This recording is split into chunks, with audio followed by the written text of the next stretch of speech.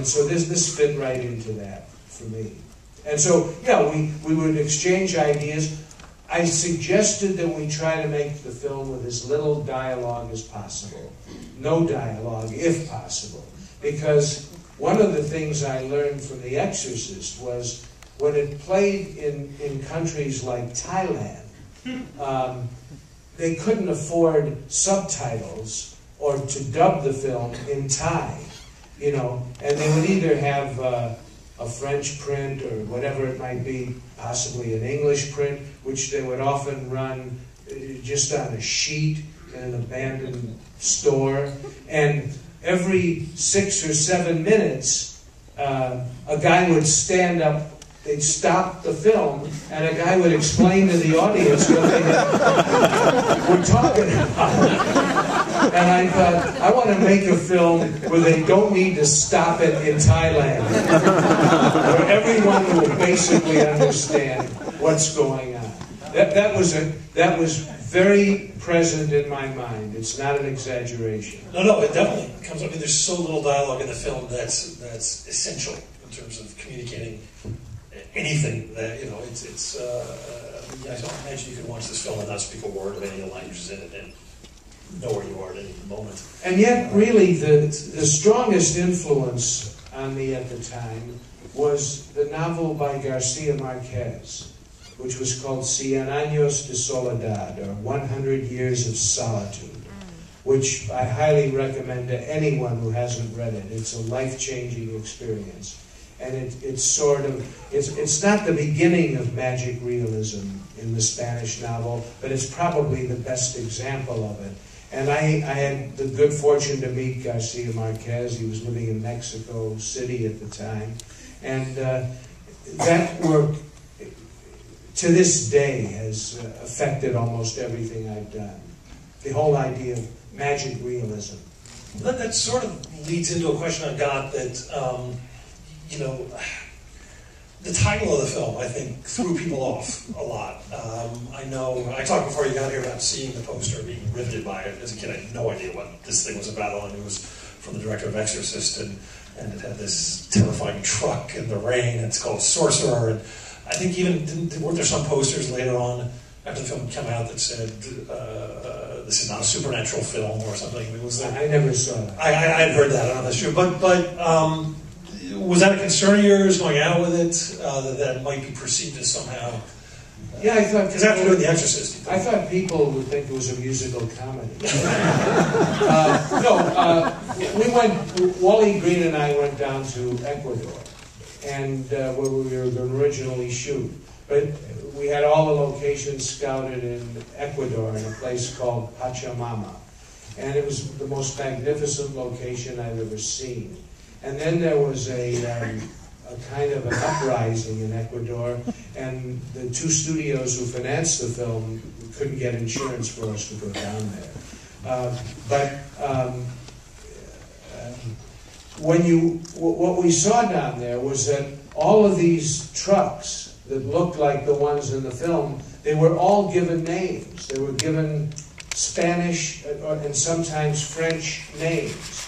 The drivers had had painted names on the side of the trucks. And one of them that I noticed was in French, it was Sorcerer. And the original title that I had for this film, that I presented to Universal, was Ball Breaker.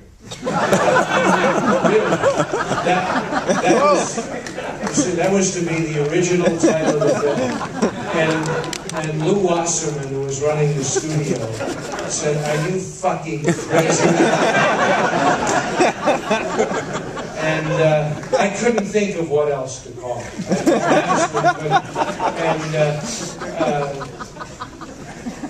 So the name of that truck, and the other truck, which is called Lazaro, which is Lazarus, who rises from the dead at the behest of Christ. Those two names sort of, I was torn between calling the film either Lazarus or Sorcerer.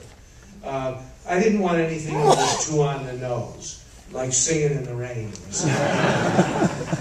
But that might have worked too. Speaking of the location, I can think of fewer films.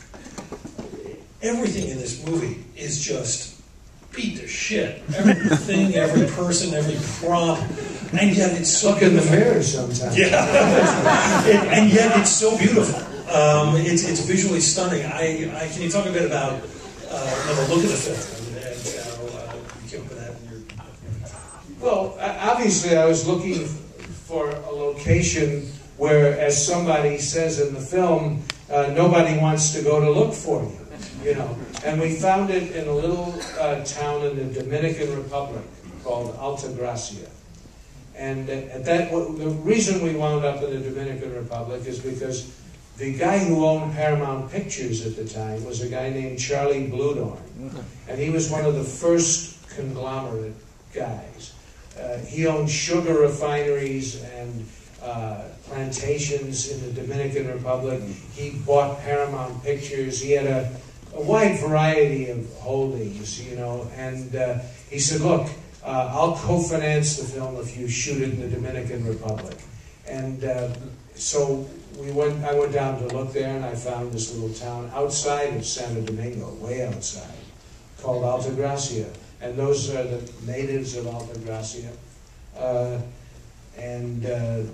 All the people who live there appear in the film. It just, when you choose a location, it's like anything else. It's instinctive. It feels right. I mean, I wasn't going to shoot this on Park Avenue, but originally, this script, Wally Green and I wrote this script for Steve McQueen. I had always wanted to work with Steve McQueen. And I think I watch Bullet 3 or 4 times a year. I think and not for the car chase, by the way. No, really, I don't think that the Bullet car chase is that great. But I think the film is that great. And I think it's because of McQueen. But in the Bullet car chase, they basically just run the cars over the hills, and there's no one on the streets. And that was my motivation for doing the chase and the French Connection the way I did. I analyzed Bullet. Doesn't he upshift about 15 times? Possibly, but it looked safe. The spectacular stuff, and he was a great driver himself, McQueen. But I wanted to do something that was the opposite of the chase and Bullet. Although I think as a cop film, a film about a San Francisco detective, it's the best. And to me, it's a great movie. And I got to know Steve very well. And Wally and I told him we were writing this script for him. And so when it was finished, we sent it to him. And he called me immediately. He said, this is the best script I've ever read. He said, I want to do it. And he said, but I understand you're thinking about shooting it outside the country. He said, why don't you try and find someplace in the country? And I was very arrogant in those days, much more so than I am now. And I said, well, it's got to be shot outside this country. It's a Latin American film. He said, well, look, I've entered a relationship with Ally McGraw. And he said, she and I are going to get married. And he said, I don't want to go down to South America or somewhere for 3 or 4 months. He said, find a place in the States somewhere. I'm sure you can. And just dress it up. And so I said, Steve, I'm not going to do that. And he said, okay. He said, then why don't you guys write in a part for Ally? I said, you just told me it's the best script you ever read. Where could you write in a role for a woman? Even as good an actress as Ally. Oh. What?